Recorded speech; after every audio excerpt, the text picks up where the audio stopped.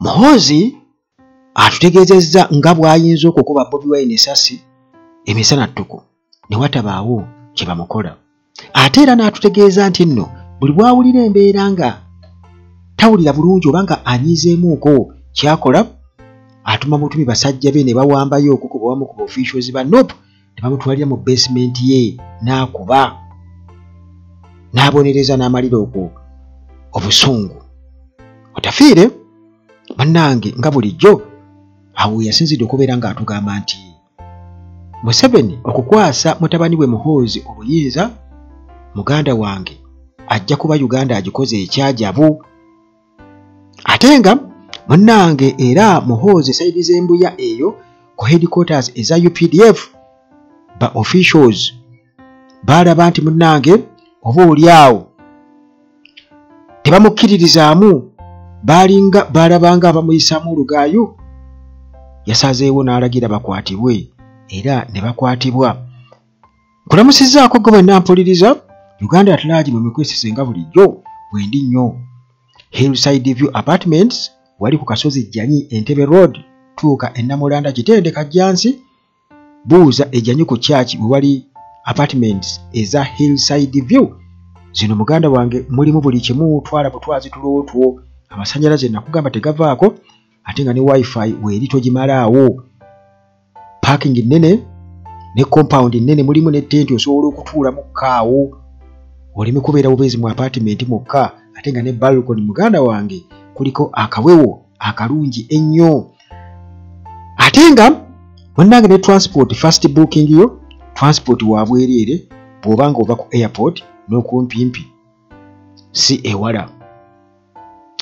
Ate Timo Property Consultants Limited bano balina ettaka, balina ebizimbe bye batunda, basobola okuzimbira era gwe munnange abeetaaze kubeera kuba Timo Property Consultants Limited obeebuuze ku nsonga z'ettaka.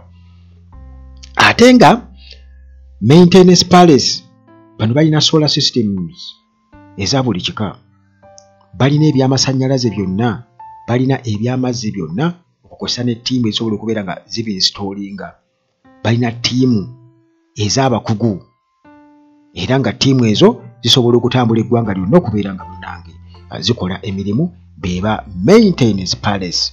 Dr. Yuwali tofana birwadde, temufana birwadde Dr. Wali, era abamugezezzaako munnange bo bamugezezzaako, nammwe abalina ebirwadde muleme kupooca na birwadde nti bakutwale mu kyalo, naawe okkirize bakutwale mu kyalo mbuno bakuwe pain killers mbu olindirire kufa bakusembeze ku kijja, mumutwale mu kyalo okumpi n'ekijja. Ati ebintu ebyo munnange gezaako asiika obulamu takola ki, tassa mukono. Gwe jangu wano ku Uganda at large onsabe ennamba y'essimu nze njya gikuwa muganda wange, sigikodowalira, tekiriiko nti nno oba oli wa ggwanga ki, oba oli wa ddiini ki, oba owagira byabufuzi mu ngeri ki. Bwe munnange jangu, kubanga abantu ffenna tubeera bantu, tekituuka ku bulamu kuleka bannaffe abatakimanyi bo nga balina kubeera nga batta bussi, kutwala mu basement kutulugunya, nakwewaana, nakumalawo. Kakati munnange Muhoozi obulamu abutwalanga ekintu ekitagasa, abutwalanga ekintu ekitagasa. Omanyi waliwo abamu ababalowooza nti aba asaaga, just aba asaaga. Muganda wange abeera tasaaga, mwe muve mibino mbusimanya biki, mutabifu tabagambwa, ate bye temuddamu nakubyogera muganda wange, temuddamu kubanga eriyo n'abagunywera abantu abalala. Naye kimutera okukyogera nawulira ne Gashumba agamba mugamba owaffe mutamiivu, owamwe mwenyu wanjaga. Tejjeni Museveni yagamba nti ye mu lutalo abanywi b'enjaga be yasinga okudipendinga kubanga abatamiivu bonna be bagenda okulwana tebaddanga, abanywi b'enjaga be balekomangawo, naye mbu bonna abatamiivu bonna baabattanga bussi. Kakati awo we tuli muganda wange. Kakati munnange Bobi Wine agambye nti asobola okukuba essasi era n'atta Kabbobi ku Kampala Road nga buli munnayuganda yenna alaba, ate n'atabaako na musango gumuvunaanibwa. Bw'atyo bw'atutegeezezza. nti asobola okukuba essasi ka Bobi Wine, akakuba essasi ka Bobi wali ku Kampala Road nga buli Munnayuganda yenna alaba ne watabawo omusago gw'omuggulwako ye Muhoozi. Era awo muganda wange abeera amaze endowooza okukola ki, aba amaze okukola ki kukyajinga. Kakati munnange Bannayuganda bwe batyo beewuunyeza nnyo, kubanga bonna bino byonna gwe bw'oba obyagala genda ku mukutu gwa X ogwa Muhoozi Kainerugaba, era nga ono ye mutabani wa kitaawe Gen. Museveni eyamuzaala ng'amuzadde ku mulimu gwa kuwoolera. Kakati munnange obubaka buno obw'omukutu ogwa X oba gye bayitanga Twitter, munnange Muhoozi bw'atyo ng'atutegeeza nti asobola okukuba Bobi Wine essasi, asobola okumukuba essasi, ate munnange n'atafuna kibonerezo yadde n'akamu. Oba oliawo ekibonerezo aba ayagala kyawano, naye munnange ekibonerezo toyinza kugenda nga tubonerezeddwa. Kakati munnange ono yatutegeezeza bw'ati, n'atugamba nti okusinziira ku byafaayo ku mbeera oba mu nzikiriza y'abachwezi, bwe yagambye asobola okuttaka Bobi Wine akozeseza amaanyi g'abachwezi wali ku Kampala Road misana ttuku, era n'ataba na keesi yonna. Kitegeeza nga azenga omuchwezi ku maanyi g'abachwezi. Omanyi waliwo omuntu omwe yaŋŋamba, kubanga Muhoozi bw'ayogera ku bachwezi aba ategeeza bulogo. Kasi ayogera ku bachwezi omanya nti ategeeza kiddogo. Waliwo omusajja omu gwe mmanyi baŋŋamba nti akuguza poloti, n'ogiraba bulungi nnyo ne musayininga. Kati munnange ggwe oyinza n'okutwalayo materiyo n'oyiwayoko omulundi gumu ng'oyagala kuzimba, ogenda okuddayo okunoonya poloti yo ng'ogiraba. Naye ate bw'ogenda n'abantu okubagamba nti poloti yange sigiraba ng'ogiraba, gwe boddayo wekka togiraba. Era naye bw'ogenda okumubuuza akutwala ne mugiraba. Kakati gwe boddayo ku bibyo, oba wazimbawo nnyumba gwamanya oba tolaba weewuwo, kati ogenda oswala wekka mpola munaye ng'obivaako, kubanga bw'otwalayo abantu poloti muba mugira. Kati eddogo ery'ekikanga ekyo muganda wange Muhoozi lyayogerako nti asobola okutta Bobi Wine n'amukuba essasi wali ku Kampala Road, abantu bonna nga balaba, ne watabawo kimukolebwako ng'akozesa amaanyi g'abachwezi. Naye ekyebuuzibwa, ate abachwezi lwaki bo badduka?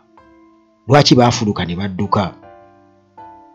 Kakati bw'atyo tukimanyi bulungi nnyo nti bw'agamba ka Bobi aba ategeeza Bobi Wine President wa National Unity Platform, era nga ono muganda wange Muhoozi amulabira ddala nga omuntu eyamulinnyira mu pulaani, kubanga Bobi Wine baali tebamubaze, baali bamanyi Dr. Kizza Besigye n'abalala.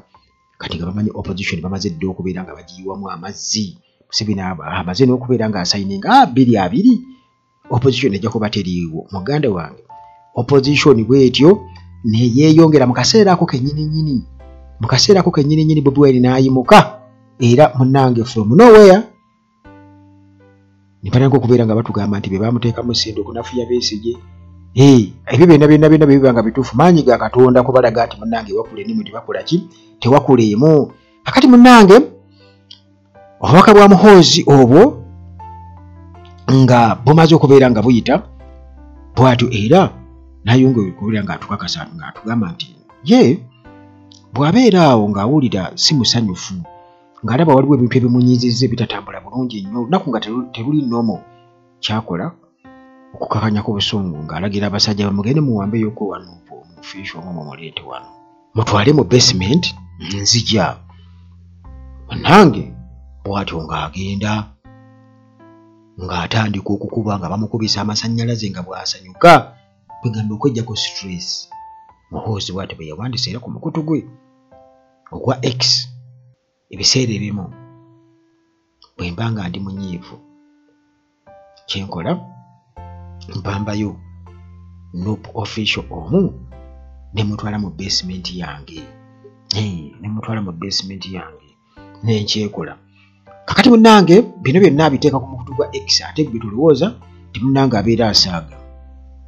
Bwe tulowooza nti abeera asaaga abatasaaga era aba akikakasiza ddala nti ekyo muganda wange kyakola kubanga kirudde ebiseera kirudde ebbanga nga weekira ekintu ekyo ekyokuwamba abantu nga boogerako naye nga tewali bukakafu. Museveni n'atuuka n'okugamba nti mwe bwe mulaba nga bawambye omuntu temutunuulire abantu abo babawambye mubalabire ddala ng'akimanyi teri ayinza kuba identifying.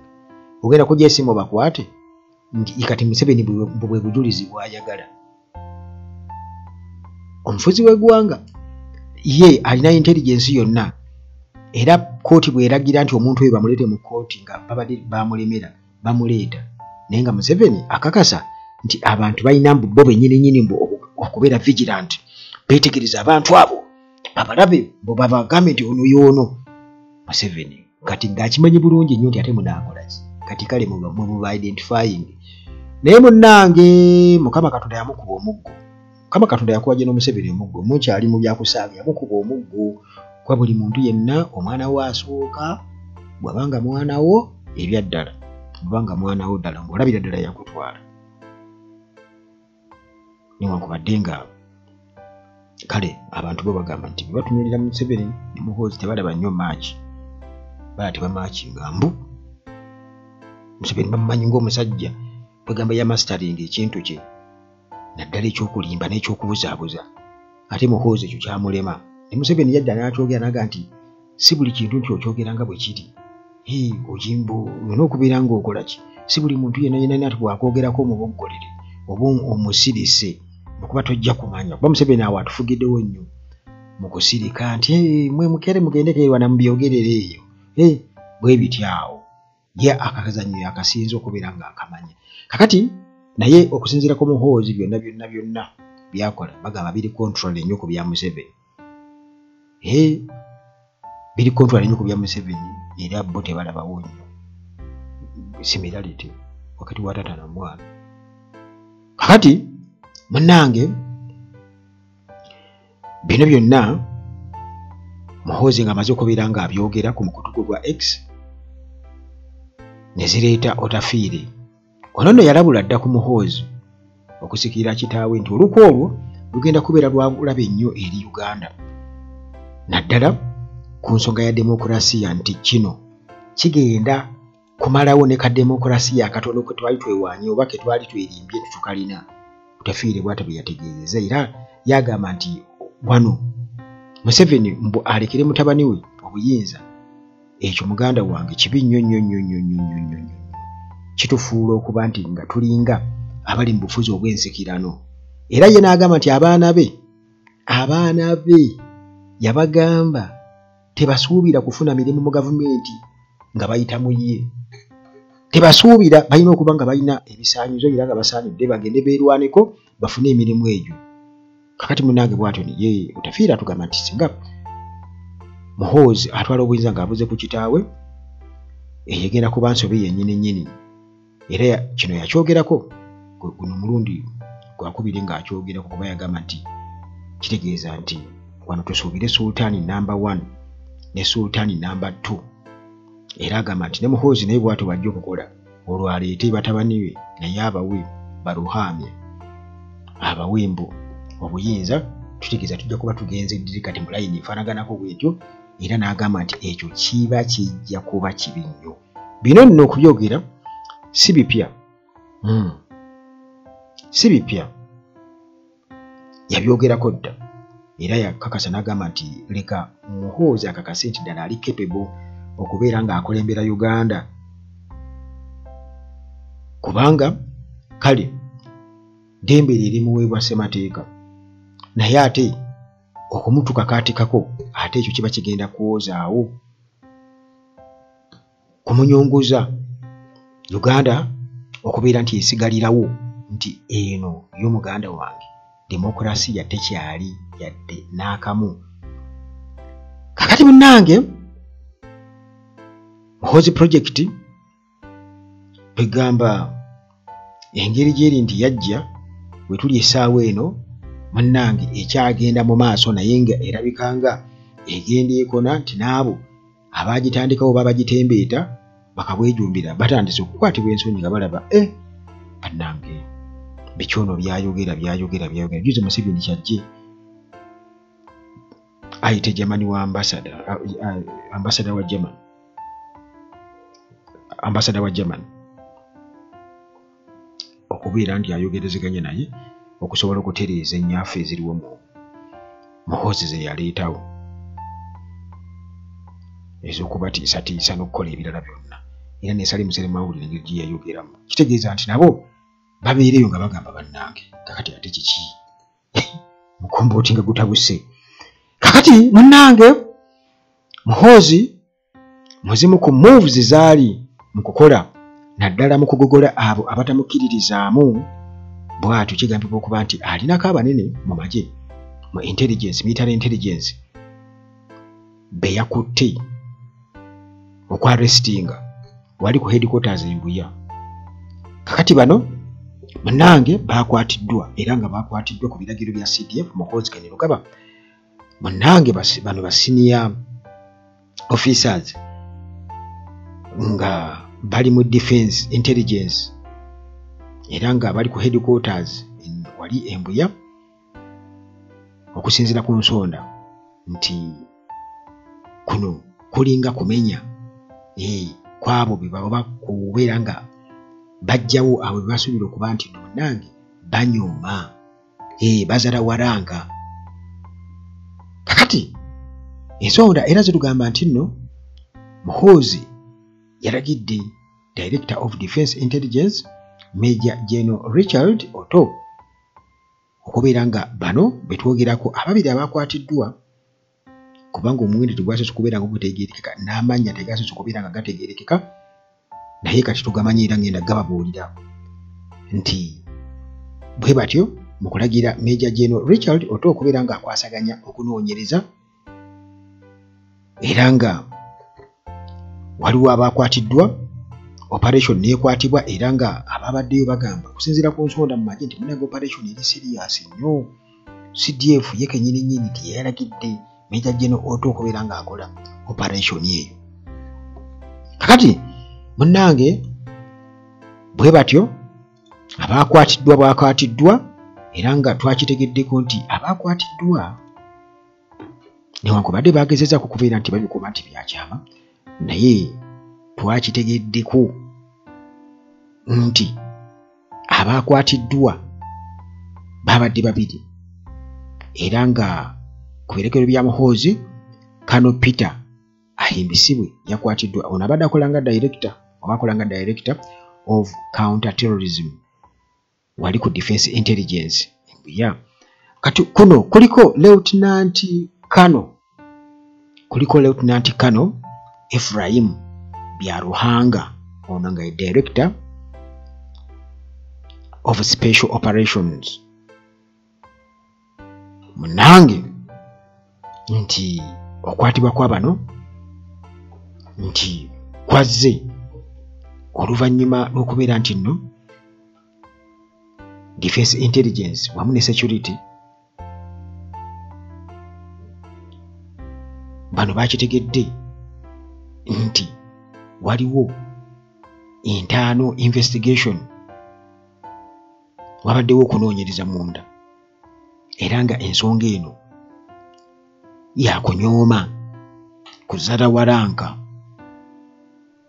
subversion kakati era ensonda mu magye zitugamba nti nno bano kiteeberezebwa okuba nti nno wabaddewo mbu okunoonyereza katugeze ku Allied Democratic Forces ADF rebel group gye bagamba ey'obutujju mu ggwanga erya Democratic Republic of Congo era nti mu kunoonyereza kwegamba reports ne zitavaayo bulungi nnyo kwegamba baziwa nga za kibogwe era nga kigambibwa okuba nti department zaabwe zibadde compromised era nga ziriko abazikontrolinga okusobola okuba nga ziwa intelligence enfu. Ate era nga ebyo byonna jjukira nti biba bigenda butereevu wa General Museveni. Kati kiba kitegeeza nti okuzala waranka n'okubeera nti nno babadde bakola byabwe, ebyo byonna jjukira nti bitambulira wamu n'embuzi oba n'okulwamu buyinza ebbanga eddene. Bagamba ekiwoomereze kizaala enkenku. Kakati bano ndowooza olaba. Kakati munnange kino ne kireetawo ebibuuzo bingi ennyo. Tikirabika UPDF naye erina ebizibu byayo bingi nnyo naddala munda omwo. Naye era toyinza kubuusa maaso, kyakubeera nti nno waliwo okwekengera. Omanyi wano yali mukwano ye yakikola. Mukwano oli omukulu nga naatera okunyuka emirimu gya kampani bakati mukwano kati yafa. Ffe ge twali tumanyi ne wajjawo gwe bayita Ali Khan. Kale kwegamba kampani zinyi zirina abantu kati nga bw'ono olaba era Sudiro nti yali aleese mutabani we. Kati bwe kityo bwe kiba ku bayindi. Naye nti oba oli awo bano ababadde bakola n'ekitaawe bayinza okuba nga babadde bamunyuuma okuba nti babadde bamulaba nga mwana muto. Kati okusinziira ku Ali Khan nga bali be bamutwala ku ssomero badriver ababaddewo be yasangawo ng'akuze. Naye kati kye yalina okukola kwe kwatanga akasente n'abawaayo, naye abawa alina bye yawanga ne trailer ng'ejjudde butto n'agimuwa kitwale ne butto waayo mutwale nga bagitisse. Abo abaamutwalanga ku ssomero ng'akyali muto ng'abamanyi kwegamba ng'abamanyi ngo babagitabe ba ankobe. Kati ng'ayagala abagobewo abajjewo. Kati atandike kuba n'abapya okubeera nga ateekawo amateeka agage. Kuba kimanya nti bano tebajja nnyo okukola ki kumuwuliriza nnyo, ate era still ajja kuba bakwatibwako ensonyi. Kakati Muhoozi mu ngeri efaanaganako bw'etyo agezaako okubeera nga ayera UPDF asobole okusigazaamu abo abali loyo gy'ali abamuwuliriramu ennyo. Naye ebyo byonna muganda wange byonna bikole, naye bw'okya bayita okukootakoota mugaalumondi kuba enkyukakyuka bwebezze tewaba kyakukikolera muganda wange. Naffe kennyini bannansi tetusinga kye tuyinza kukikolera kati ate mmwe. Kale sigenda munnaye kubeera nga ate nsukkawo wano tusinkane era mu mboozi zaffe ezidda ku wano ku Uganda Yatulaginga bulijjo. Mukama Katonda abakuume.